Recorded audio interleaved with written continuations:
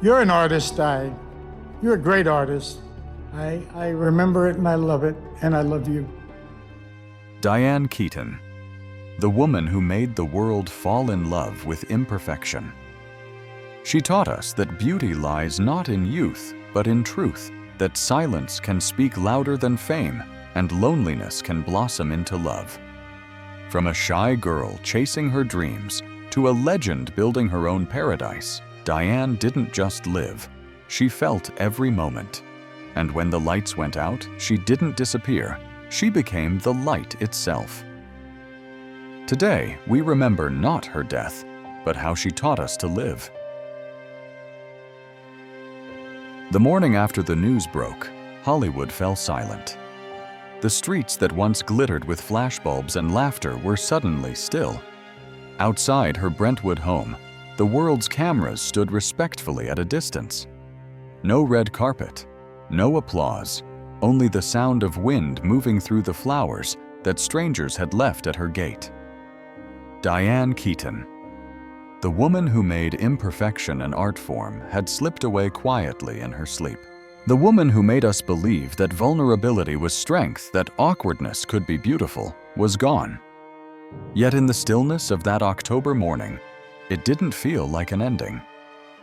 It felt like a pause in a conversation she had been having with the world all her life. Inside her home, the air carried the faint scent of lavender and paint reminders of the woman who had built beauty out of solitude. On her table, a half-finished cup of tea. On the couch, a dog waiting for her voice that would never come again. And somewhere in that silence, her spirit lingered gentle, amused, and watching the absurdity of the headlines trying to define her. Reporters called her an icon. Directors called her a muse. Fans called her the realest woman in Hollywood. But for those who truly understood her, she was something rarer, a soul who dared to live without armor in a city built on disguise. Her departure felt like the dimming of a certain kind of light. Not the blinding glare of fame, but the soft, forgiving light that made people feel safe to be themselves. As the tributes poured in, one question echoed across every newsroom, every fan post, every trembling voice on the radio: can the world still shine when its gentlest light has gone out? The answer wasn't simple. Because Diane Keaton's brilliance had never been about spotlight or spectacle. It was about the quiet courage to remain human, to laugh at fear, to age without apology, to love without guarantees. Her story was not one of perfection, but of persistence, the way she walked through life unpolished yet radiant, defying the very machinery of Hollywood that demanded conformity. And so, in the hush that followed her death, the world didn't just mourn a woman. It mourned an era of truth. The kind of truth that doesn't scream, it simply breathes.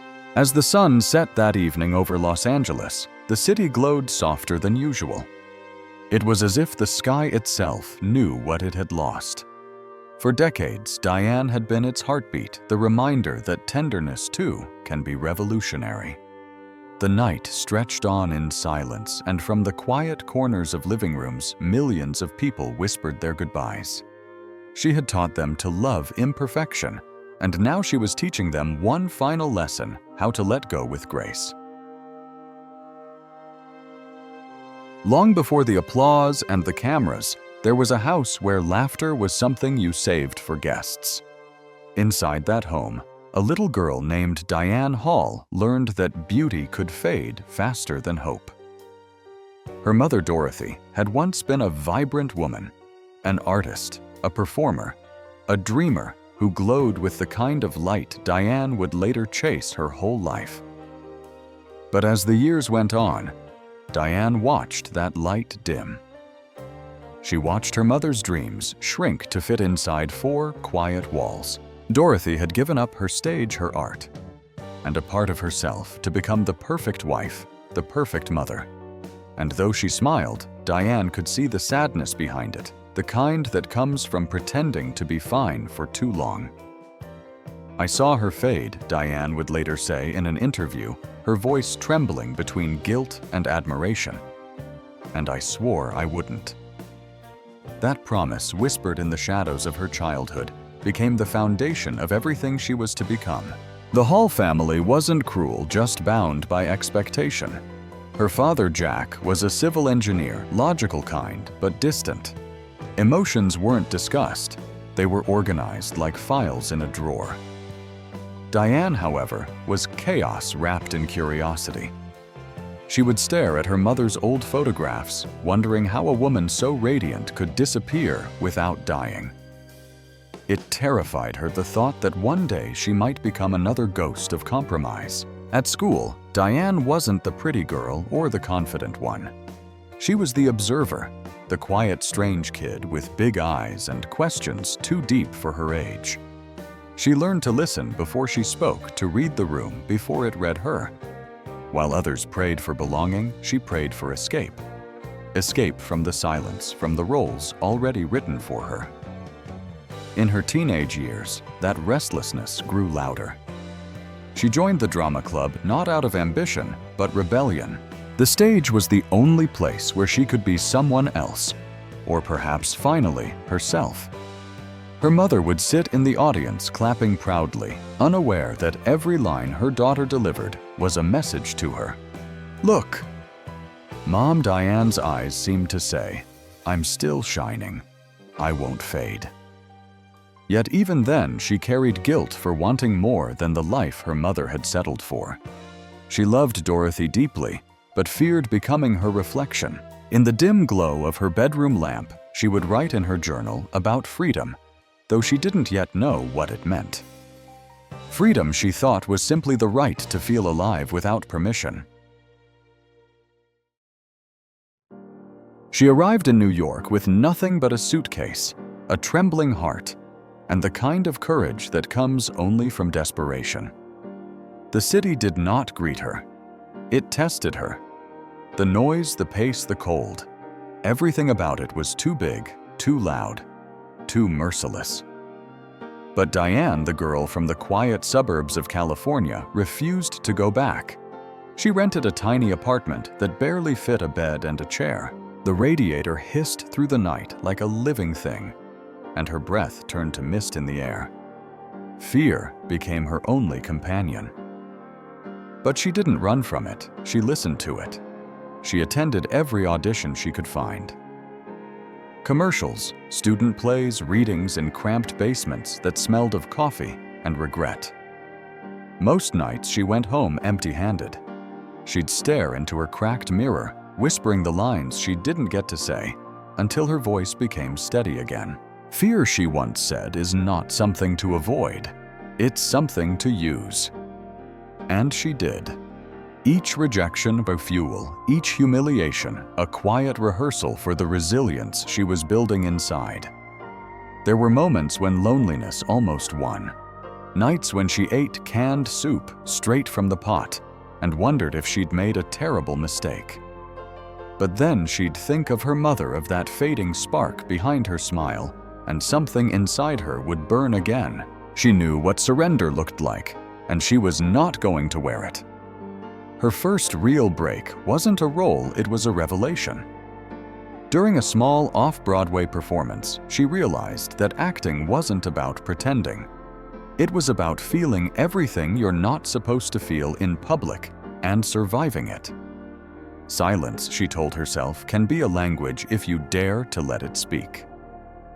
From then on, she didn't just chase roles, she chased truth. New York toughened her, but it also softened her in strange ways. She learned to find beauty in imperfection, in cracked sidewalks, in broken voices in herself. The city didn't make her fearless. It made her brave enough to live with fear. By her early 20s, she was a regular face at acting workshops, a name written in pencil on casting sheets, and a spirit too peculiar to ignore. There was something magnetic about her. The awkward grace, the quick laughter that hid melancholy, the vulnerability she carried like a secret. Directors didn't always understand her, but they couldn't forget her. It was 1968, and Broadway pulsed with revolution. The Vietnam War raged, the streets echoed with protest songs, and America was tearing itself apart in search of meaning. And there she was, Diane Hall. 22 years old, standing barefoot under the blinding stage lights of Hair. She wasn't the star. She wasn't even the loudest voice. But when she stepped forward, trembling yet radiant, something happened. The audience went quiet, not because of what she said, but because of what she was. She wasn't acting that night. She was confessing. The fear that had once chained her now glimmered in her eyes like defiance. There was no glamour in her face, no pretense in her movements, only raw, unfiltered honesty. That night, one critic later wrote she didn't play a character. She revealed a soul. And that was the beginning of Diane Keaton, the woman who would make awkwardness divine and authenticity desirable. Her performance in Hair caught attention for its strangeness. Casting directors didn't know whether to call it brilliance or accident. She wasn't polished, she wasn't seductive, but she was real. And in an era that worshipped artifice, realness was revolutionary. Her laughter was uncontained, her timing unpredictable, her presence magnetic in ways she didn't even understand. She was a storm pretending to be a breeze. Offstage, she was still Diane Hall, shy, quirky, avoiding eye contact. But on stage, something sacred happened. The audience became her confessional, and fear became her prayer. Each performance felt like an act of surrender. When the curtain fell, people didn't just applaud, they felt her. They didn't know what they had witnessed, only that it mattered. That moment opened the first door of many. Talent scouts noticed. So did a young filmmaker casting for a mafia film that would change cinema forever.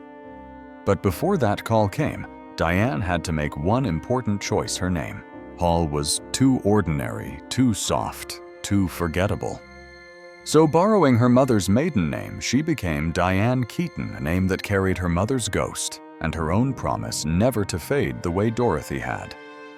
Every star has a moment that defines the rest of their life, a night when everything aligns: fear, courage, chaos, and grace. For Diane, it wasn't an award or a headline. It was that small, electric second on stage when she realized the truth. She didn't need to become someone else to be unforgettable. She just had to be brave enough to be herself. Becoming the voice of imperfection. Hollywood didn't know what to do with Diane Keaton. She wasn't the ingenue they were used to. She didn't flutter her eyelashes. She didn't pose. She stumbled. She laughed too loudly. She wore gloves when no one else would, and she turned shyness into charisma. When she auditioned for The Godfather in 1972, she didn't expect to get the role of Kay Adams. She thought the whole thing was a mistake. "I didn't even understand the script," she later admitted, laughing. But when the cameras started rolling, something strange happened again. She didn't play a gangster's wife. She played a woman who felt real, conflicted, terrified, human. Audiences didn't talk about her performance at first, but they remembered her face. The quiet pain in her eyes, the way she stood between love and morality. She had done something subtle. She made restraint powerful. The Godfather wasn't her movie, but it made the world look at her differently. Suddenly, she was the woman everyone wanted to understand. Then came 1977, the year Diane stopped being just a promising actress and became a cultural revolution. Annie Hall.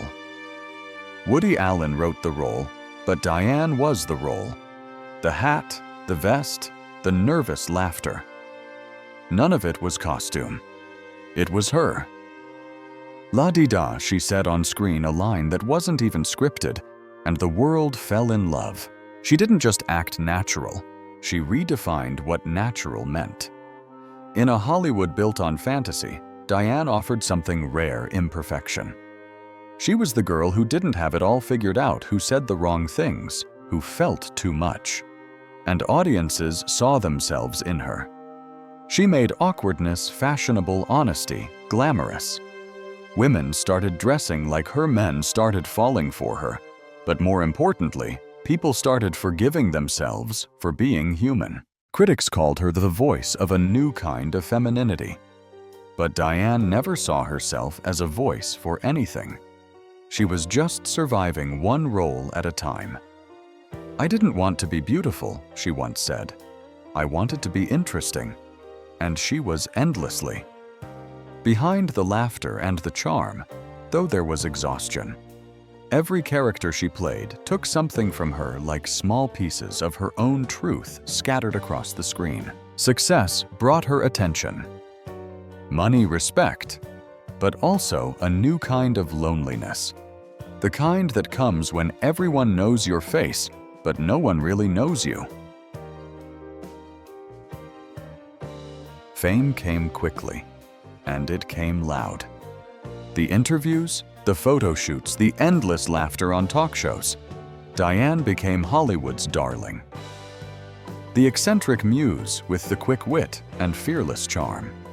People adored her, but adoration is not love. Behind the applause, she returned each night to a house that echoed. She had everything: the Oscar on the shelf, the phone that never stopped ringing, scripts piled on the counter. And yet she would catch herself staring at the window, waiting for something that never arrived. "I had the world's attention," she once confessed, "and no one to talk to." The truth was that Diane had built a career on honesty. But honesty comes at a price.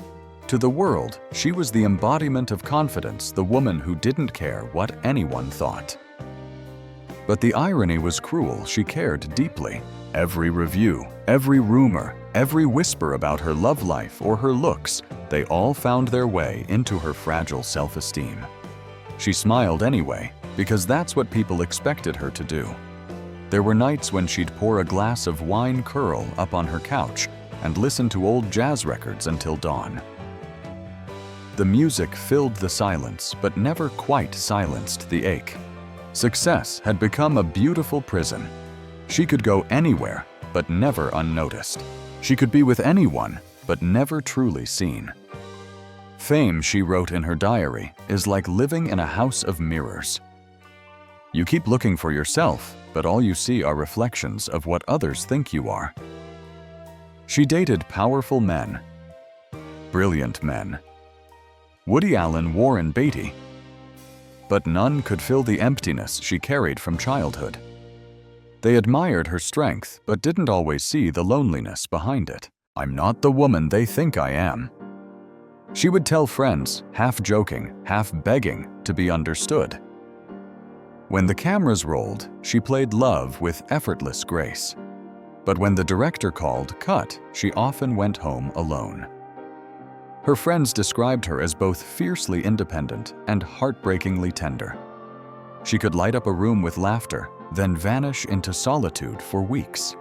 The duality defined her: a woman who wanted love yet feared it, who craved connection yet worshipped freedom. The world saw a star. She saw a shadow trying to keep its balance under the spotlight. One evening, after a long day on set, she stood in front of her mirror and didn't recognize herself.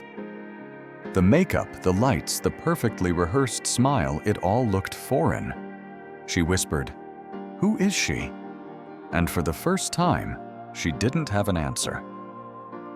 That's when she realized the truth: success had given her everything except peace. When Diane met Al Pacino, it wasn't fireworks or fanfare, it was recognition. On the set of The Godfather, between rehearsed scenes and real silences, two solitary souls quietly collided. He was the brooding actor, with eyes that could wound and heal in the same breath. She was the strange, luminous woman who turned vulnerability into power. They didn't fall in love like movie stars. They fell like people who had spent their whole lives pretending not to need anyone. Their connection was wordless. They didn't flirt. They existed beside each other, two storms circling in mutual understanding. "We didn't need to talk," Diane would later say. "We just understood the silence." Between takes, they'd share small glances that carried entire conversations. He saw through her charm. She saw through his walls. And in that quiet, they found a language that fame had stolen from both of them: honesty. But honesty isn't always gentle. Their love was complicated, messy, alive. They were opposites in almost everything. She wanted commitment. He feared it. She laughed at chaos. He brooded in it. Yet they kept returning to each other again and again, like gravity. For years, their relationship danced on the edge of almost forever. Almost marriage, almost peace.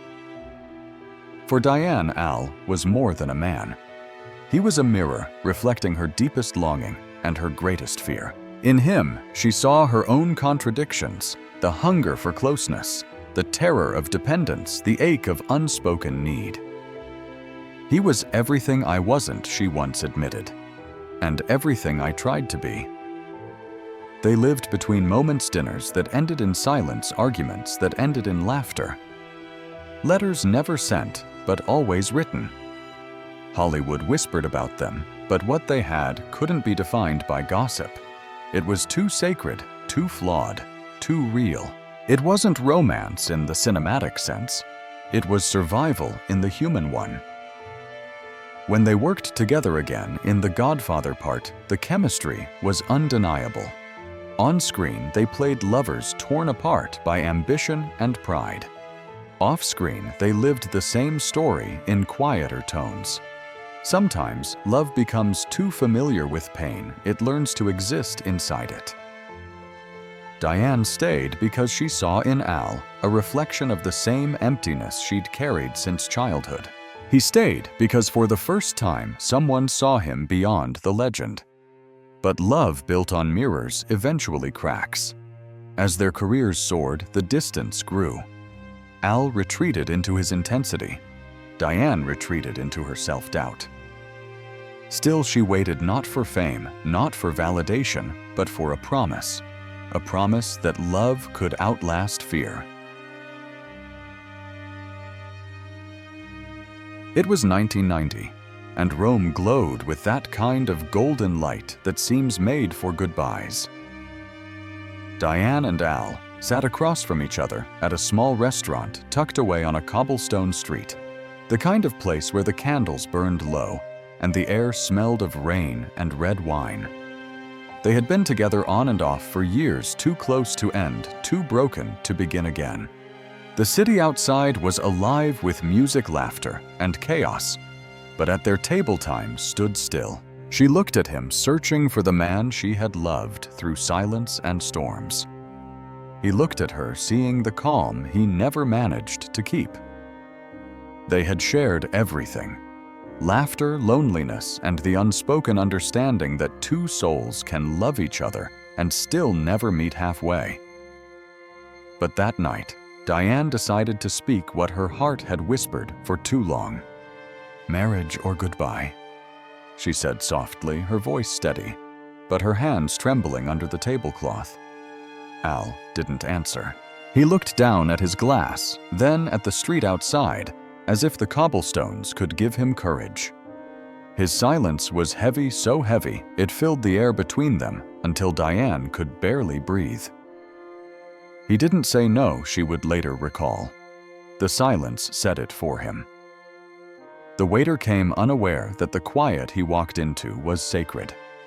Diane smiled politely, her eyes glassy, her world collapsing with elegance. Al wanted to speak.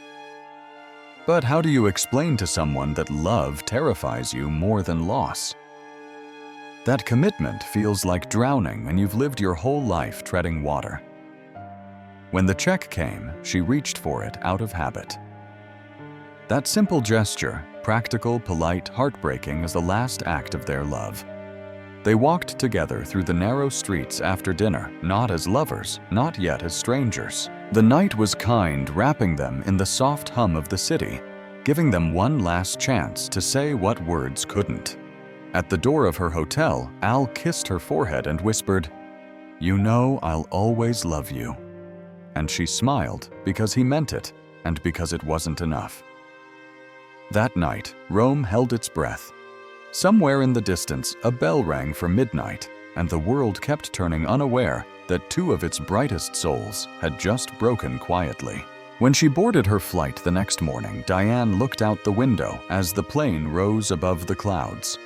The city faded beneath her, but her heart stayed suspended in the air, halfway between what was and what would never be.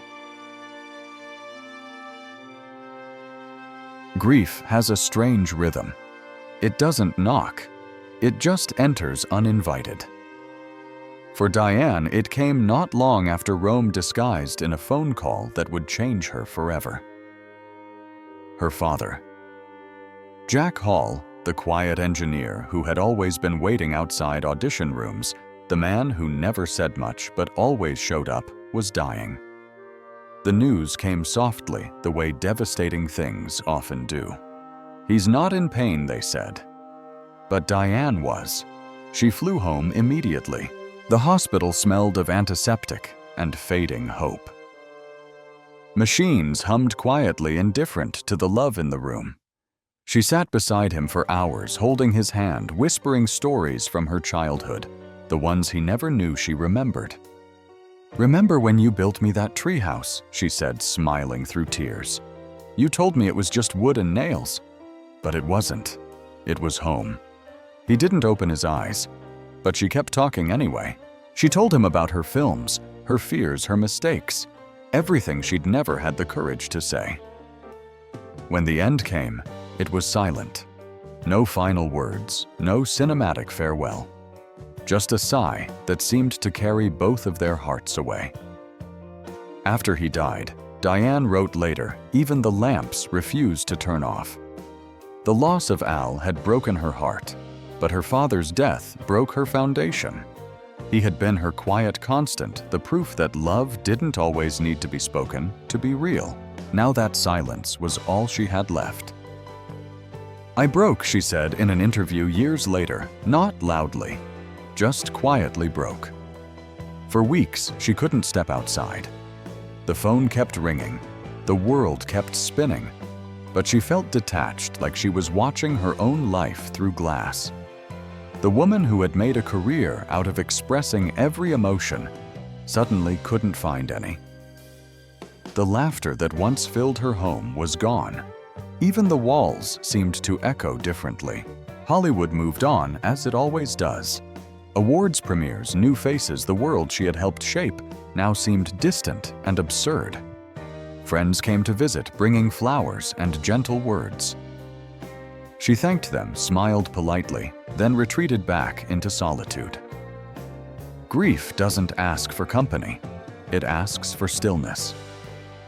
In the months that followed, she found herself wandering through the old photo albums her mother had kept. Pictures of birthdays, family trips, forgotten summers. Moments that once felt ordinary now looked holy. She realized her father had always been there in the background, holding her steady without ever needing credit. The silence that once terrified her slowly became a companion. In the wake of heartbreak and loss, Diane retreated from the noise of Hollywood and found herself surrounded by something new, emptiness that didn't ache, but breathed. Her Brentwood home, once a lonely stage where echoes replaced laughter, began to transform into something sacred. The walls filled with her photographs and sketches no longer felt like barriers. They felt like witnesses. She woke up early now, before the city stirred, and brewed tea while the morning light crept across the floor. There were no rehearsals, no appointments, no expectations, just stillness. At first it frightened her. When no one comes to save you, she would later say, you learn to save yourself. And that's exactly what she did. Diane began to write again, but not for an audience. Her journals filled with small, imperfect thoughts. Memories of her parents, fragments of conversations, doodles of flowers, and faces she couldn't forget. She painted too with clumsy joy, as if color itself could mend what time had fractured. The brushstrokes were messy, the shapes uncertain, but they were alive, and so was she. Her solitude wasn't isolation anymore. It was architecture. From loneliness, she once said, "I built architecture." From pain, I built poetry. Every corner of her home reflected that transformation. The kitchen, once silent, became a gallery of mismatched ceramics and laughter shared with the few friends she still saw. Her garden bloomed wildly lavender and ivy, climbing over the fences like quiet rebellion. Even her wardrobe evolved less glamour, more honesty. Hats, gloves, oversized sweaters. Comfort became her style, authenticity, her armor. She had stopped chasing what she thought she needed approval. Love, perfection. And started nurturing what she had left, peace. The Diane who once feared being unseen now found power in invisibility. "You can hear yourself better," she said when the applause stops. She began to see herself not as someone who had lost too much, but as someone who had survived enough. The loneliness of her youth had become a garden of reflection. Her home wasn't a hiding place anymore. It was a mirror. Every photograph she hung, every tree she planted was a quiet conversation with her past selves. The fearful girl, the heartbroken woman, the grieving daughter. Visitors who entered her house often described it the same way. "It feels like her." It wasn't grand or cold like a celebrity mansion. It was warm, strange, full of light and imperfections, just like Diane. She had turned her solitude into a sanctuary, her silence into a symphony. For most of her life, Diane had searched for love in fleeting faces and fragile silences. She'd chased it across film sets, cities, and years, but every time it arrived, it came with an expiration date. Until one day, love didn't knock at her door, wearing charm or promises. It arrived in the smallest, quietest form, a baby's breath. In 1996, Diane Keaton adopted her first child, a daughter named Dexter. 3 years later, she adopted a son, Duke. "They didn't come from me," she said, "but they became my heart." It wasn't a grand decision. There was no dramatic announcement, no headline-worthy revelation. It was simply an act of grace, a woman who had spent a lifetime performing love, finally living it. Motherhood transformed her in ways even she couldn't predict. For the first time, her life had rhythm school mornings, late-night lullabies, laughter in the kitchen. Her home, once filled with silence, now echoed with footsteps, toys, and the pure chaos of unconditional affection. She no longer felt the need to prove anything. Turns out she once smiled, "I didn't need romance. I just needed home." Being a mother in her 50s didn't scare her. It completed her. She didn't chase youth anymore. She embraced wisdom. She found joy in ordinary things, making breakfast, helping with homework, listening to her kids' dreams. Fame, once her compass, became background noise. "When I look at them," she said, "Hollywood feels a million miles away." Her children didn't care about Oscars or fashion or legends. To them, she was just mom, a little eccentric, a little overprotective, but endlessly loving. They taught her that love didn't have to be dramatic to be real. It could exist in small gestures, a hug after a hard day, a whispered goodnight, a shared laugh over burnt pancakes. Through them, Diane rediscovered parts of herself she had long buried: the playfulness of her youth, the tenderness of her mother, the strength of her father. "I see my parents in the way I love my children," she wrote. Maybe that's what healing looks like. There were moments, of course, when she doubted herself. Moments when old fears resurfaced. Would she be enough? Would her children resent the years she had lived alone, the world she came from? But those doubts faded each time she saw their eyes light up when she walked into the room. For the first time, love didn't demand perfection or performance. It just asked her to stay. By her 70s, Diane Keaton had become a woman at peace with contradiction, equal parts solitude and laughter, elegance and eccentricity. The world still saw her as the icon, the turtleneck queen, the eternal muse, the woman who made vulnerability stylish. But inside the gates of her Brentwood home, she had built something far more meaningful, her own version of heaven. Her days began not with alarms or phone calls, but with sunlight spilling through tall windows and the scent of lavender drifting in from her garden. She'd walk barefoot through the morning light, tea in one hand, a book in the other. Her hair silver, now soft and unashamed. "I used to fear being alone," she said, once gazing out her window. "Now it feels like peace." Her home was a living museum of her life, filled with old photographs, paintings, and mismatched furniture, collected over decades. There was no designer's plan, no symmetry. It was chaotic, intimate, and deeply hers. Every wall told a story. Every shelf whispered a memory. Her friends called it the Keaton house, but she called it her mirror. "This house," she once said, "is everything I never said out loud."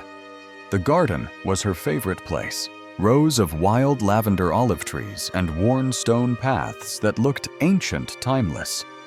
It wasn't manicured like the homes of the Hollywood elite. It was wild-free and beautiful like the woman who tended to it. She spent her afternoons pruning flowers, humming quietly, her dog following her around like a shadow. Sometimes she'd sit under her favorite tree and write, not for publication, but for clarity. "I'm not leaving anything behind," she once wrote. "I'm simply remembering what mattered." Visitors were always surprised at how ordinary her life had become. No entourage, no assistants buzzing about, just Diane, her family, and the steady rhythm of a life finally lived on her own terms.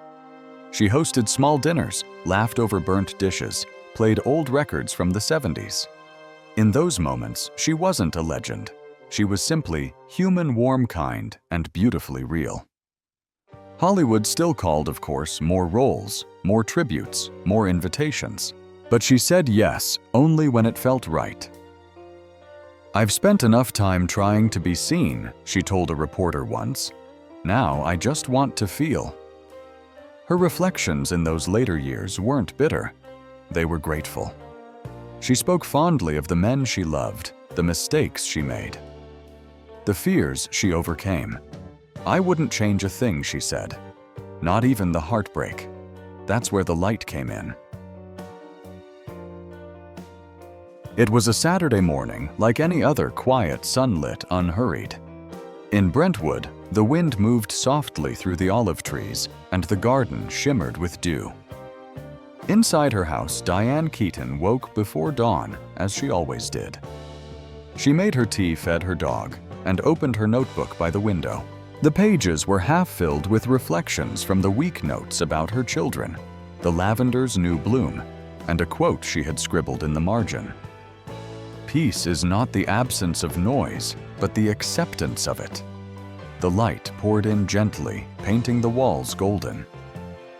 She took a sip of tea, smiling at the absurdity of life, how it always felt too long and too short all at once. Her hands trembled slightly now, not from fear, but from time. She glanced at the photographs scattered across the table. Her mother in her youth, her father's steady smile, baby Dexter and Duke, and a snapshot of her standing under the oak tree in her garden. Laughing hair silver and wild. It was all there, her entire story captured in fragments of love and loss. Then, in the stillness of that October morning, something almost imperceptible shifted. The tea on the table still steamed. The pen in her hand rested mid-sentence. Her breath, once soft and rhythmic, simply stopped. No sound, no struggle, just peace. When her housekeeper found her later that morning, the window was open, the curtains gently moving, and sunlight spilling across her face. She looked as if she had fallen asleep while writing, serene, complete, unburdened. The notebook beside her bore her last written words. Let it be wild. News broke within hours. Diane Keaton dies peacefully at home at 79, the headlines read. The world froze. Social media flooded with disbelief, tears, and tributes. But for those who had known her, it wasn't shock, it was silence. A silence that felt almost sacred. She didn't die, one close friend said. She just went home. Outside her house, fans began leaving flowers, photographs, and handwritten letters. Lavender, her favorite. Some brought framed pictures of Annie Hall. Others brought notes that read, "Thank you for teaching me it's okay to be myself." The air smelled of grief and gratitude. The world mourned, but nature seemed to understand better than people did. That evening, as the sun began to sink over Los Angeles, light spilled across the hills with an otherworldly calm, as if heaven itself had opened a window. And in that moment, it felt as though the woman who once lit up every screen had simply become part of the light she'd spent her whole life chasing. When the news spread, it felt as if Hollywood itself had stopped breathing. For one day, the endless machine of premieres, gossip, and red carpets went still. The city of performance forgot its script. Outside Diane Keaton's Brentwood home, a sea of people gathered, strangers, fans, friends, all standing in silence, holding lavender and handwritten letters. They weren't mourning a star. They were mourning sincerity. Reporters spoke of her legacy, critics dissected her brilliance, and celebrities shared tributes across the world. But none of it could capture what she meant. Because Diane wasn't just loved for her roles, she was loved for her honesty. She had made imperfection look like courage. She had made authenticity beautiful. Al Pacino, her lifelong friend and once great love, released a statement that broke the world's heart. "She was my heart's quiet mirror," he said simply. "I saw myself in her truth." Meryl Streep wept during an interview. "She made vulnerability heroic," she whispered. "She gave us permission to be human." On Broadway, the lights dimmed for 1 minute. At the Academy, they played clips of her most iconic moments. Kay Adams' quiet despair. Annie Hall's tender chaos. Countless characters that blurred the line between performance and confession. In living rooms across America, people who had never met her cried as if they had lost someone personal, because in a way they had. Diane's magic wasn't distant, it was intimate.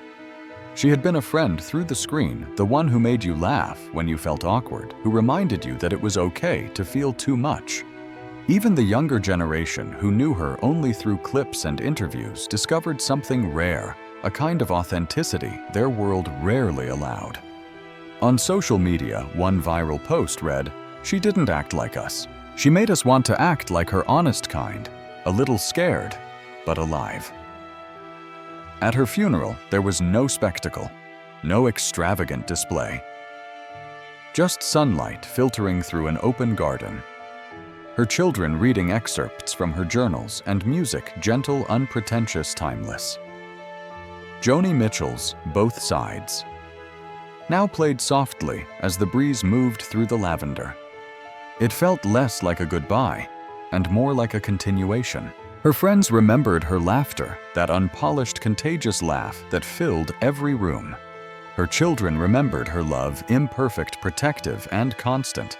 And her fans remembered the feeling she gave them, that maybe in all our flaws and fears, we are still worthy of love. The days after her passing were drenched in sunlight, the kind that feels intentional, as if the sky itself was trying to honor her. Across the world, people spoke not only of Diane Keaton, the actress, but of Diane Keaton, the human being, the friend who remembered birthdays, the mother who took time to listen, the woman who never stopped believing in the quiet beauty of imperfection. Her legacy wasn't made of awards or fame. It was made of empathy, stitched into the hearts of everyone she had touched, even those who had only known her through a flickering screen. In her Brentwood garden, where lavender still bloomed wildly, her children gathered to read her final wish. Written in her familiar looping handwriting, it said simply, "Don't sell the garden. Let it grow wild." It wasn't just a note, it was a philosophy. Diane wanted the world to remain unpolished, unpredictable, alive. She wanted her children and all of us to understand that love doesn't have to be perfect to be eternal. Everywhere you looked, pieces of her lingered. In old films replayed on quiet nights, in the laughter of women who dared to be themselves, in the awkward pauses people stopped apologizing for. In every oversized suit, every fearless hat, every small act of kindness done without reason, she had changed the way people saw beauty, not as something flawless, but as something true. Directors remembered her as fearless. Co-stars remembered her as generous. Friends remembered her as endlessly curious. And the world remembered her as light, not blinding, but gentle, the kind that warms rather than burns. She didn't leave behind monuments or scandals. She left behind reminders that kindness still matters, that aging can be art, that silence can be eloquent. Her final resting place wasn't grand or ostentatious. It was private quiet, shaded by trees. On the stone beneath her name were engraved her own words. "Everything I built began with something I lost." That single sentence held her whole life, a reminder that sorrow and beauty can coexist, that the human heart is strongest when it breaks open instead of apart. She didn't leave the world darker. She left it honest. And that's a kind of light no death can ever take away. Because Diane Keaton's story is not about fame or endings, it's about how truth survives us. And if you listen closely, you can still hear her voice in the wind. Soft but steady whispering, "Be yourself. Be kind. And let the garden grow wild." So tonight, if her silence moved, you keep her light alive. Share her story, leave a comment with what she meant to you, and subscribe to USA Legends Never Fade, where every week we honor the souls who remind us that greatness isn't measured by fame, but by heart. Because legends like Diane Keaton never fade. They simply become light.